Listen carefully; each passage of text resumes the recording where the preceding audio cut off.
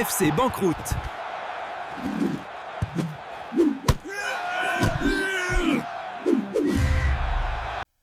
Et salut à tous, on se retrouve pour les pronostics de lundi avec la Première Ligue et la Serie A. On a également un match de Liga. On va commencer par le Brighton-Bournemouth avec une équipe de Bournemouth qui prend énormément de buts. On va le voir au classement, hein. Brighton est 12e, Bournemouth est 15e avec 40 buts encaissés. 40 buts encaissés, c'est la 1, 2, 3...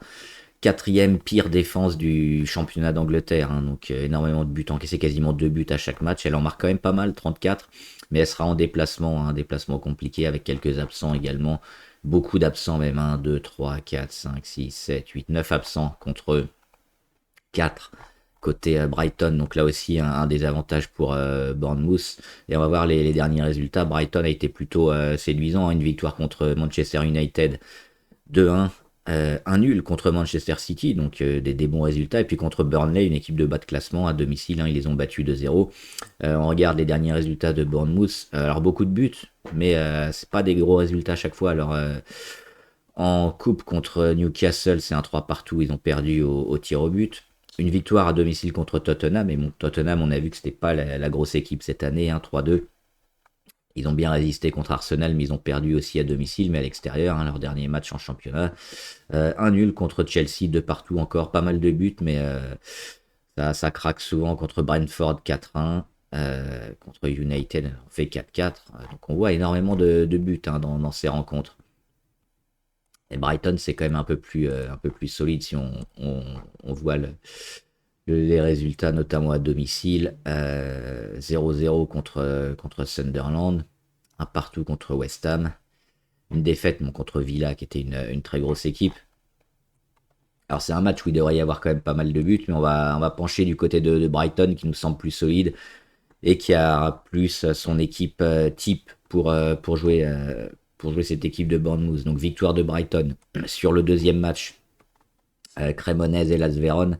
L'Hellas Vérone, c'est la dernière équipe, hein, c'est la lanterne rouge en Italie, en Serie A. 2 victoires, 7 nuls, 11 défaites, 17 buts marqués, hein, même pas un but par match, et 34 encaissés, 13 points seulement. Elle va se déplacer à la Cremonese, alors qui n'est pas non plus un foudre de guerre, mais ils ont quand même gagné 5 fois, 7 nuls, 8 défaites, 20 buts marqués, donc là on est à peine mieux, mais 28 encaissés, c'est un peu plus solide. Et les derniers résultats de la Cremonese, alors ils ont explosé à Turin 5-0, mais avant, hein, ils ont pris un point contre Cagliari, ils ont perdu à la Fiorentina, mais ils ont perdu contre le Napoli. Donc on le voit, contre les grosses équipes, toujours c'est compliqué, hein, 0-0 contre la Lazio. Mais contre Lecce à domicile, qui est une petite équipe, c'est 2-0. À domicile contre l'Atalanta aussi, ils ont pris un point. Contre l'Udinese aussi. Et contre Parme, 0-0. Et le match aller, c'était également un 0-0, mais c'était sur le terrain de l'Hellas Vérone. L'Hellas Vérone, hein, c'est quand même assez faible à l'extérieur. On va voir, hein, les derniers matchs. Une défaite 3-2 à domicile contre Bologne. Une défaite 1-0 à domicile contre la Lazio. Un bon nul au Napoli de partout. À domicile, on perd 3-0 contre le Torino. On perd en déplacement 3-0 contre le Milan AC. Il y a une belle victoire en déplacement contre la Fio. Mais dans l'ensemble, hein, à chaque fois, c'est quand même beaucoup de buts encaissés de l'Hellas Vérone au niveau des absents. On aura quand même 1, 2, 3, 4, 5 absents contre 4. Hein. 5 absents contre l'Hellas Vérone, contre 4 à la Cremonese. On va jouer sur une courte victoire de la Cremonese. Et enfin, le dernier match, Lazio-Côme. Match assez serré entre le 6e et le 9e. Hein. Le Côme qui a déjà 7 matchs nuls, la Lazio également 7 matchs nuls, hein, en 20 rencontres. 16 buts encaissés pour Côme en 20 rencontres. 16 buts encaissés également pour la Lazio en 20 rencontres. On encaisse moins d'un but par match. Donc c'est vraiment de belles défenses. Au niveau des absents, il y a quelques absents en plus, hein, côté de la Lazio, on le voit.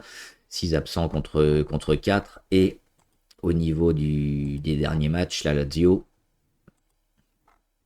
on l'a vu, hein, elle a battu le Vérone, un petit nul contre la Fio, une défaite contre le Napoli, un nul contre l'Udinese. C'est assez c'est disparate comme résultat. Le 0-0 aussi contre la Crémonaise. Et Côme, qui est plutôt une belle équipe. Mais en déplacement, c'est un peu plus compliqué. Alors, on l'a vu, ils ont explosé contre le Milan AC, mais sinon, un partout contre Bologne. Bon, contre la faible équipe de Pise, ils les ont battus. Udinese 1-0. La faible équipe de Lecce aussi 3-0. Ils ont perdu contre la Roma 1-0. Mais contre les grosses équipes, surtout, c'est un peu plus compliqué. Donc, on le voit, le 0-0 contre Naples, 0-0 contre Cagliari. C'est peut-être un match serré auquel on s'attend et un match nul sur cette rencontre entre la Lazio et Côme. Le match aller s'est soldé par une victoire de Côme à domicile. C'était chez eux. Je pense qu'à l'extérieur, il y aura plus de soucis pour Côme. Et on l'a vu l'année dernière sur le terrain de la Lazio, c'était déjà un partout. Donc c'est le résultat qu'on va jouer, un match nul. Donc victoire de Brighton, victoire de la Crémonaise et match nul entre Lazio et Côme. Un pari en 2 sur 3 qu'on va jouer avec 2 unités. Bon prono, bonne chance.